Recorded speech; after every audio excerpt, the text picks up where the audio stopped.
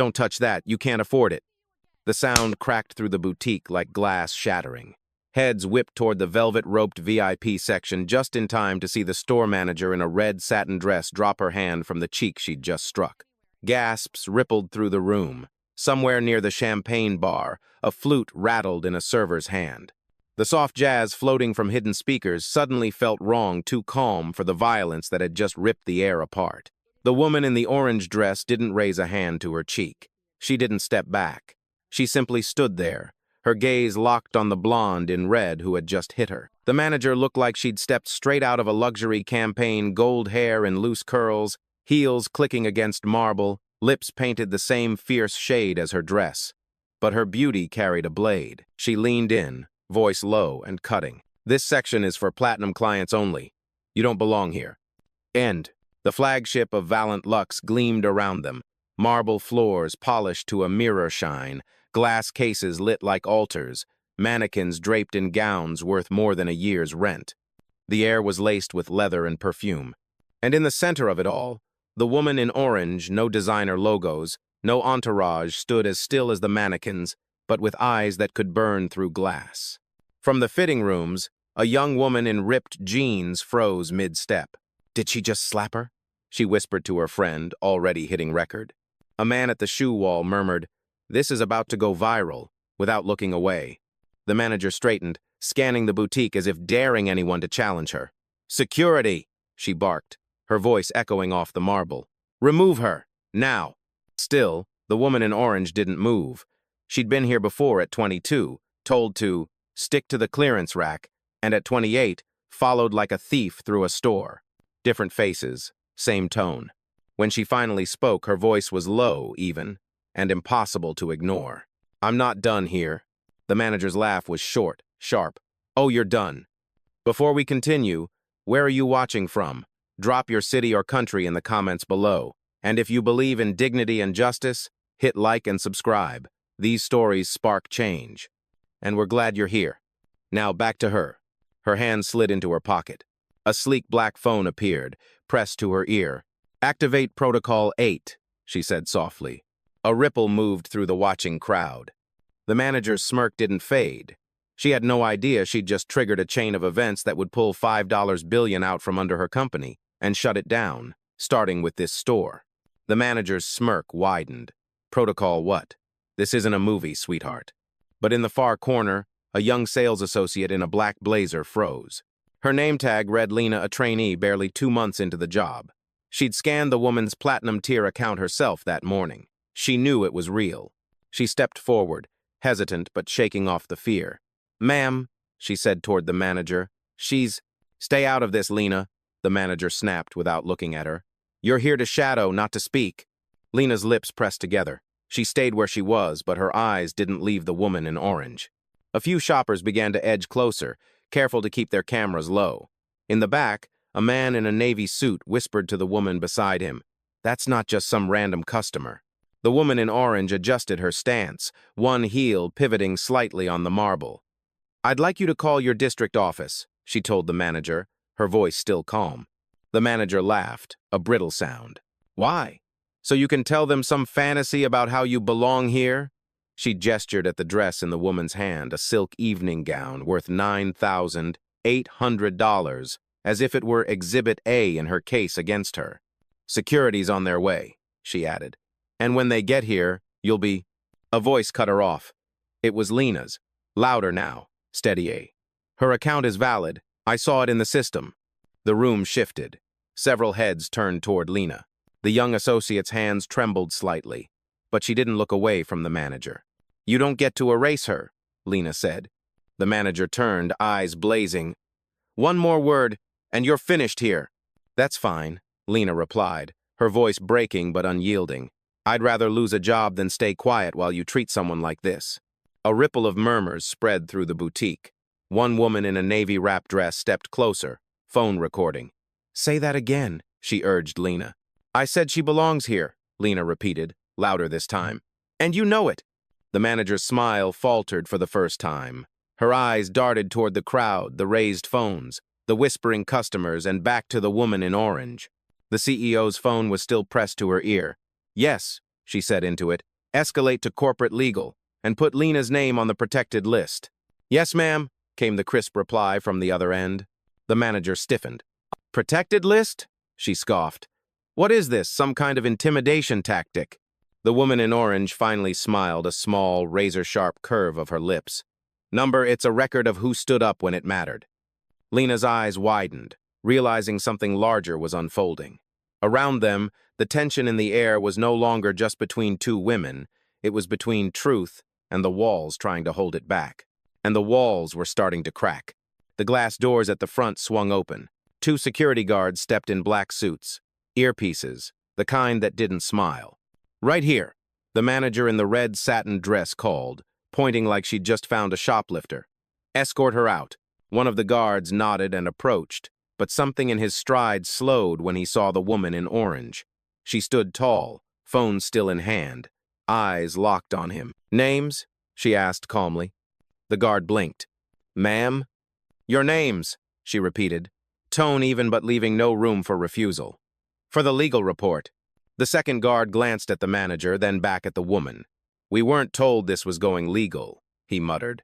"It will be," she replied. The manager stepped forward, trying to wedge herself back into the center of control. "You're wasting everyone's time," she snapped. "She's trespassing in a VIP zone." The woman in orange finally lowered her phone. "Trespassing?" She tilted her head, almost curious. "On a floor I own?" A few shoppers gasped audibly. The manager's jaw tightened. "What are you talking about?"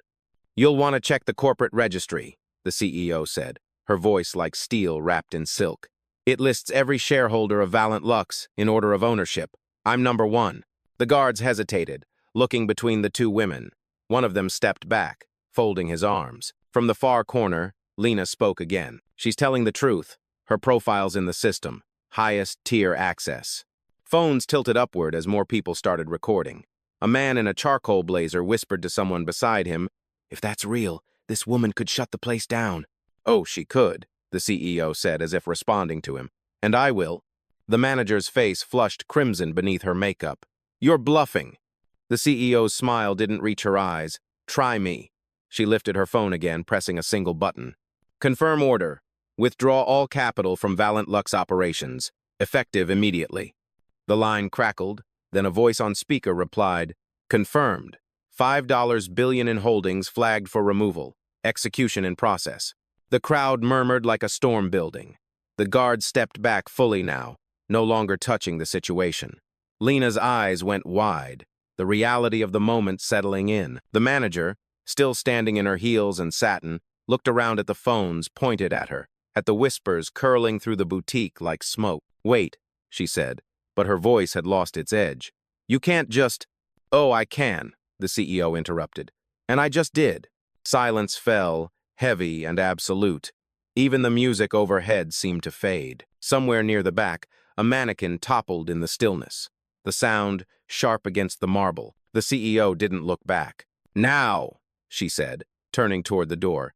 "Get out of my way." And for the first time that afternoon, the manager obeyed. The marble floor clicked beneath her heels as she walked toward the glass doors. No rush, no stumble, just the deliberate pace of someone who knew every eye in the room was on her. The crowd parted without a word. Phones lifted higher now, tracking her every step like she was the only thing worth watching. Behind her, the manager in the red satin dress stayed frozen, hands knotted together, the heat of humiliation blotching her perfect foundation. Near the counter, Lena stood straighter, almost proud. The CEO glanced over her shoulder just once, locking eyes with the young associate. "Your courage is noted," she said, her voice carrying just enough for the crowd to hear.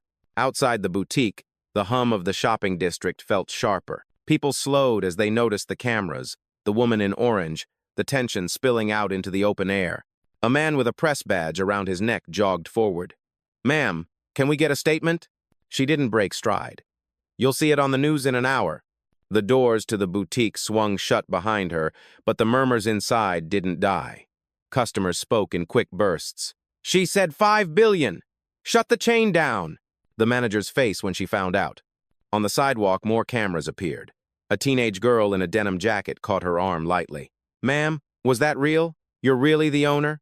The CEO paused just long enough to answer. real enough to make it hurt. Then she stepped away, the girl's mouth falling open as she turned to her friends. The air outside was cooler, but the scene was hotter. Hashtags were already forming on screens: number Valent Lux Meltdown, number CEO Ein Orange, number 5 billion gone. A black SUV eased up to the curb. The driver jumped out to open the door, but the CEO lingered for a second, glancing back at the glass storefront. Through the pane, she could see the manager still standing there, trying to hold herself together under the weight of 100 eyes. The CEO lifted her chin just slightly. Then, loud enough for the cameras, "Luxury isn't what you sell. It's how you treat people when you think no one's watching." The line cut through the noise like a blade. The press swarmed forward. Microphones stretched, but she was already sliding into the back seat. The SUV door shut with a muted thud.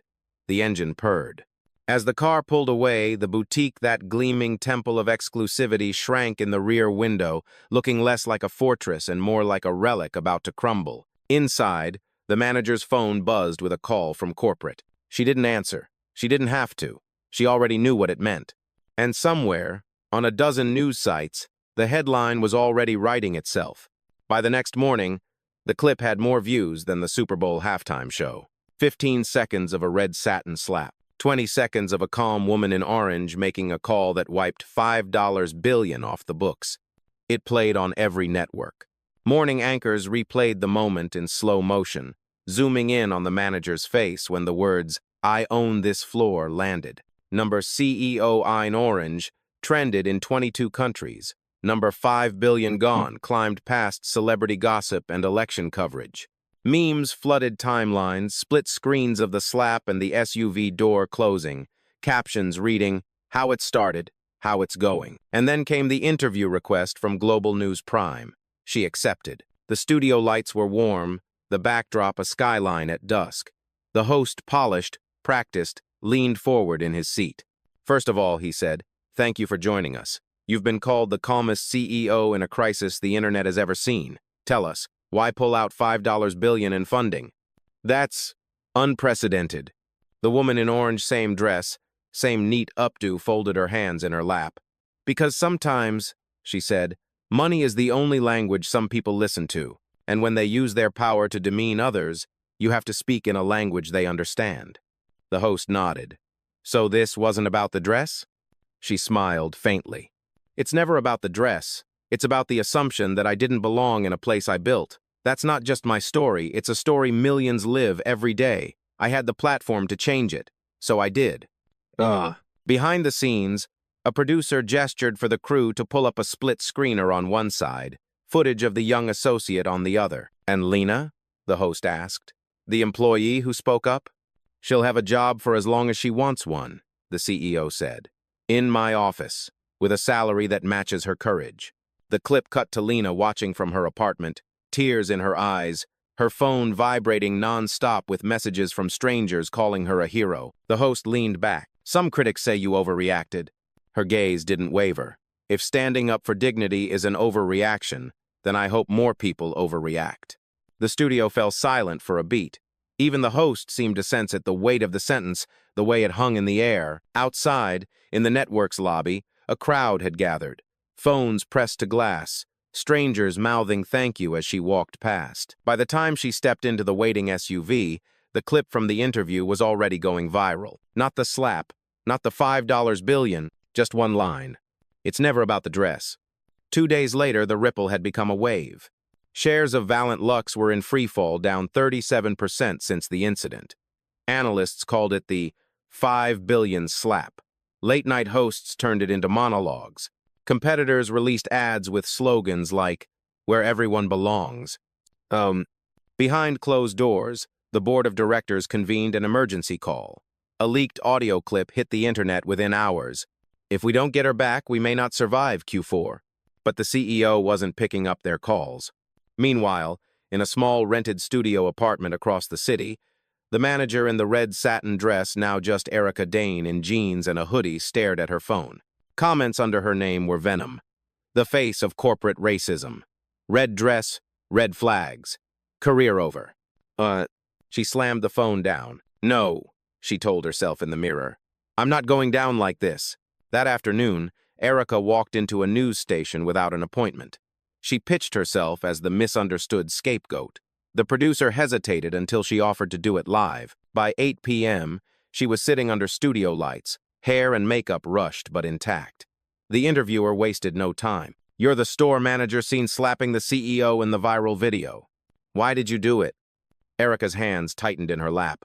"I didn't know who she was. I thought she was mishandling merchandise. We have strict rules for the VIP section. I made a mistake, but it wasn't about race." The interviewer tilted her head. "Then why say, you can't afford it?" A flicker of panic crossed Erica's face. That was taken out of context. The cameras don't show everything. Clips of the exchange hit Twitter within minutes. Responses split instantly. Some defended her, others shredded her story. The hashtags number "Nice Try Erica" and number "Context Is" everything trended side by side. Across town, in her penthouse office, the CEO watched the interview on mute. Her assistant leaned in. "Do you want me to respond?" She shook her head. "Not yet. Let her play her hand first." The next morning, a message hit the CEO's inbox from an unexpected sender. "Erica Dane." It was short. "We need to talk. I have information that could hurt both of us." The CEO read it twice, her expression unreadable. Then she closed the laptop, stood, and looked out over the city skyline. The game wasn't over. It had just changed. The cafe was discreet, dark wood booths, frosted glass panels, the kind of place where powerful conversations happened quietly. Erica arrived first, trading her hoodie for a navy sheath dress and low heels. She sat with her back to the wall, scanning every face that walked in. Her phone buzzed every few seconds with new notifications. Most of them she didn't dare open. At exactly 2 p.m., the woman in orange walked in. Same calm stride, same pulled-back hair, but this time, there was no softness in her eyes. Erica stood halfway, unsure whether to offer a hand. The CEO didn't take it. She slid into the opposite seat. "You have 5 minutes," the CEO said. Erica's smile was tight. "I know what the internet thinks of me right now, but if you let this go unchecked, there's more to lose than my job." "Such as?" Erica leaned forward. "There are internal memos about the VIP policy. They show corporate encouraged us to profile certain customers, not just you. If these leak, Valiant Lux takes a hit, but so do you. You're the face of the brand." The CEO's gaze didn't flicker. "You think I'm afraid of truth? I think you're smart enough to know the board will use this to push you out. They can't touch your shares, but they can ice you out of operations. And then," Erica's voice dropped, "they rebuild without you." The words hung between them. For a moment, the CEO simply stirred her coffee, the silver spoon tapping against porcelain. "So what's your ask?" "A joint statement. You say we've resolved our differences, that the company will review its policies. I keep my reputation intact.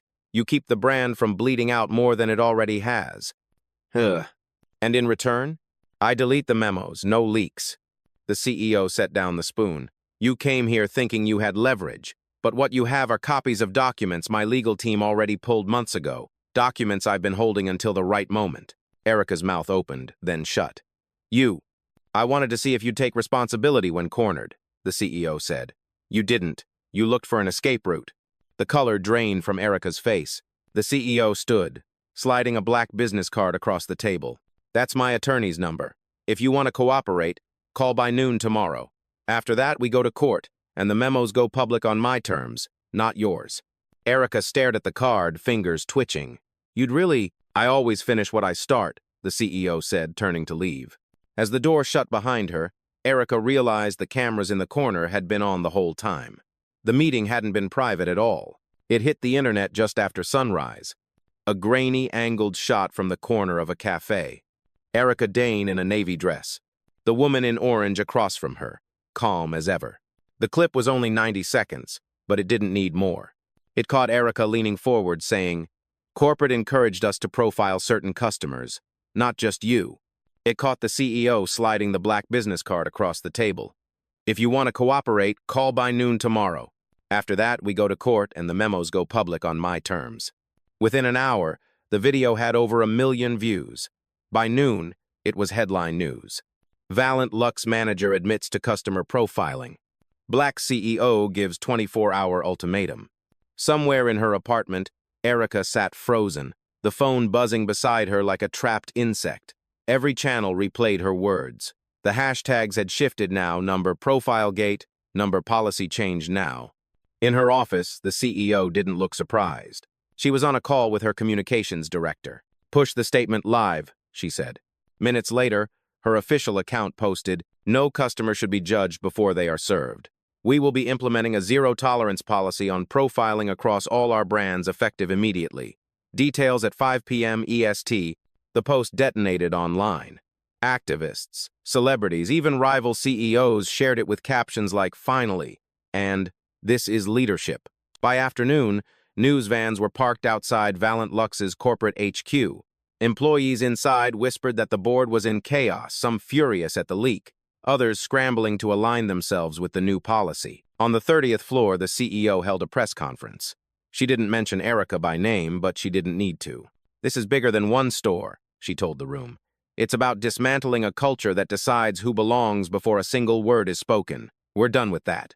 Flashbulbs popped. Reporters shouted questions. One asked if she thought Erica would call before the noon deadline. The CEO's lips curved slightly. "She already did," she said, "and we're talking." But what she didn't say, what no one in the room knew, was that she had no intention of keeping Erica in the company. The conversation now was about how she would leave, not if. Outside, protest signs had started to appear. Some read "Policy change now." Others carried a simpler message: "Orange wins." By sunset, the leaked cafe video had been watched over 50 million times. And for the first time, the story wasn't just about a slap or $5 billion. It was about a shift, one that had just gone global. The Valent Lux boardroom was a glass fortress 31 stories above the city. Usually, it was a place of quiet power, crystal water pitchers, leather chairs, the hum of controlled voices. Not today.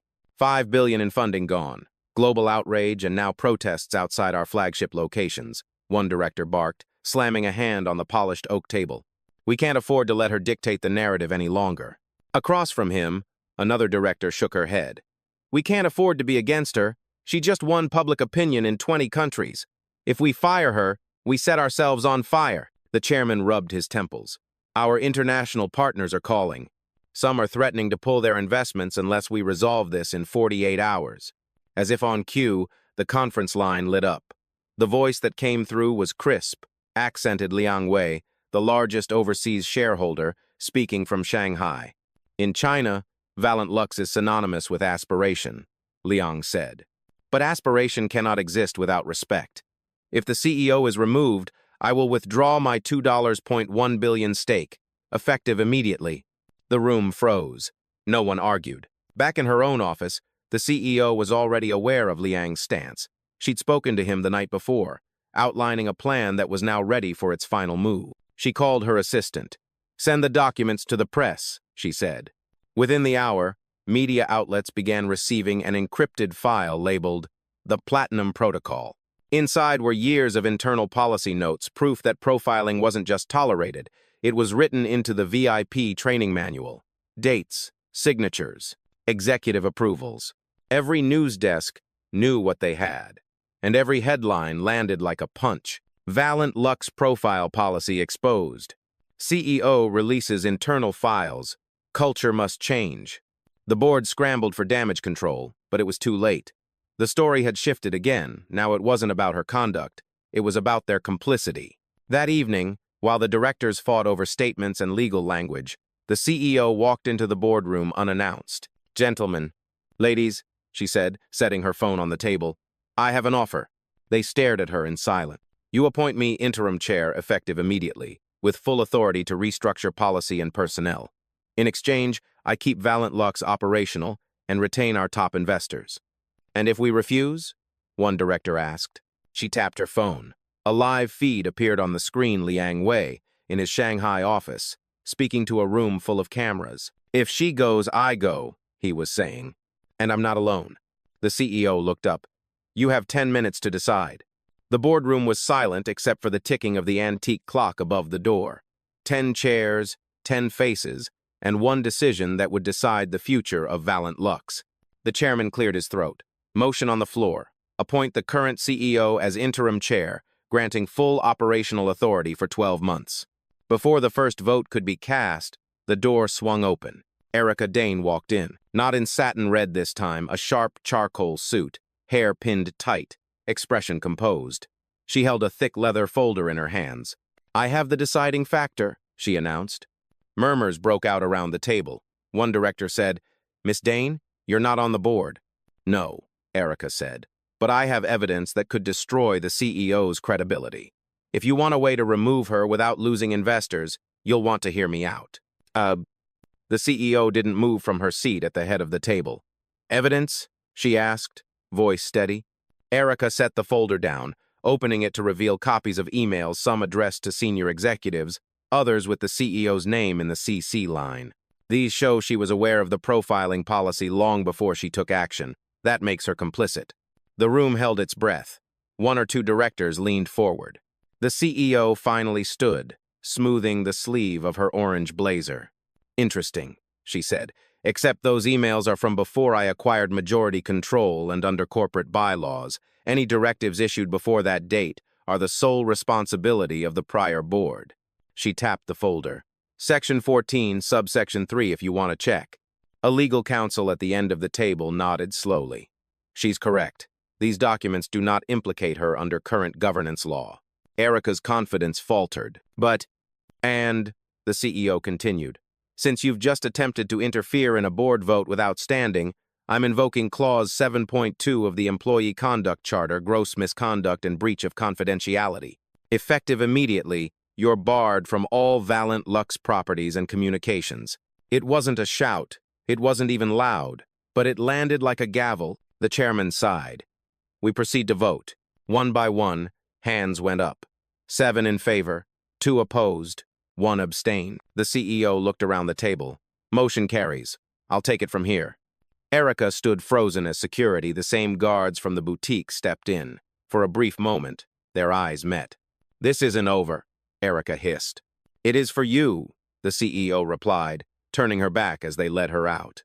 The antique clock ticked on. By sunrise the next day, the corner office looked different. Not physically, same marble desk, same panoramic skyline, but in energy. The walls no longer felt like they belonged to the board. They belonged to her. Stacks of documents lay open across the desk. Policy drafts, staffing reports, termination letters. The first to go were the regional managers who'd enforced the Platinum Protocol with enthusiasm. Their replacements were vetted for both business acumen and cultural awareness. She moved like a conductor through it all. A call here to the legal department, a meeting there with the diversity council she'd just created. Every move was deliberate, every signature a statement. By mid-morning, her communications director entered with a draft press release. "We've framed it as a company-wide renewal," he said, "but the media will know it's a purge." "Let them," she replied, scanning the text. "They'll see it's a necessary one." At noon, she held her first address as both CEO and interim chair. Cameras streamed live to every Valent Lux branch around the world. "This isn't about one policy," she told the thousands watching. "It's about the culture we create when no one is looking. Change is not optional. It starts here, and it starts now." Applause broke out in offices from Paris to Tokyo. Even in stores where staff had been bracing for backlash, there was a sense that the tide had shifted. But when the cameras switched off, she didn't linger.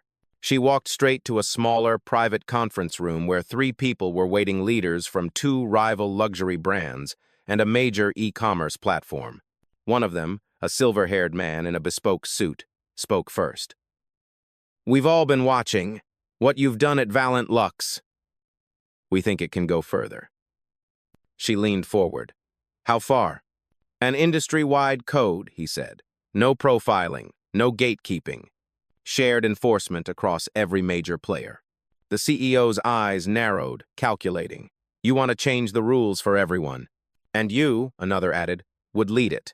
She sat back, the faintest smile touching her lips. The idea wasn't new to her. In fact, it was step 2 of a plan she'd been drafting since before the slap. Valent Lux was just the proving ground. "I'll do it," she said. "But on one condition, we don't just write a code. We build a watchdog group that answers to no single company. Public reporting, transparent penalties. If we're going to lead, we lead without hiding." They exchanged glances. Then, one by one, they nodded. By the time the meeting ended, the foundation for the Global Luxury Ethics Alliance was set. As she stepped back into her office, her assistant handed her a tablet with the day's headlines. The top one read, "Black CEO to rewrite rules for luxury industry." She looked out at the skyline, her reflection sharp in the glass. Valiant Luxe was just the beginning. 3 months later, the grand ballroom of the Continental Hotel glittered under chandeliers the size of small cars. Every major luxury CEO, fashion editor, and investor worth mentioning was in the room. Cameras from around the world streamed live. The woman in orange stepped up to the podium.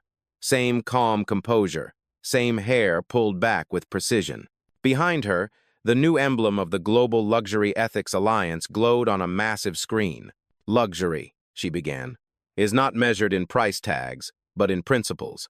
Today, the largest names in our industry sign a commitment that will outlive trends and seasons. Zero tolerance for profiling, full transparency, and accountability without exception." A round of applause rolled through the hall, but she held up a hand. "And we will enforce it together, not as competitors, but as custodians of a global standard." One by one, the leaders signed the charter, their pens scratching history onto parchment.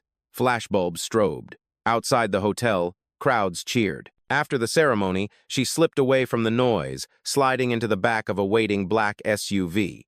The driver didn't ask where he already knew. 20 minutes later, she stepped onto the same marble floor where it all began. The Valiant Luxe flagship was quieter now, but the changes were visible. Open floor plan, no velvet ropes, a welcome desk staffed by diverse faces. Lena was there, now in a tailored blazer with store director on her badge. Her eyes lit up when she saw the CEO. "You came back. I told you I finish what I start," the CEO said.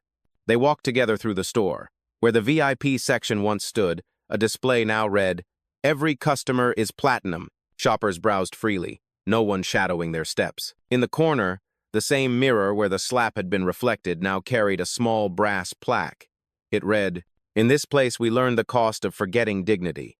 We will not forget again." Lena glanced at her. "Feels different, doesn't it?"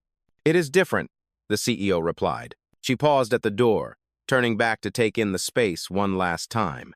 The air smelled of fresh leather and jasmine, not of exclusion, but of possibility. As she stepped outside, a reporter recognized her. "Ma'am, any final words for today's historic moment?" She smiled, the city light catching in her eyes. "Luxury isn't a club, it's an invitation, and the door is open." The cameras caught at the last line, the soft click of the SUV door closing, the reflection of the boutique in its tinted glass as it pulled away. By nightfall, the clip was everywhere.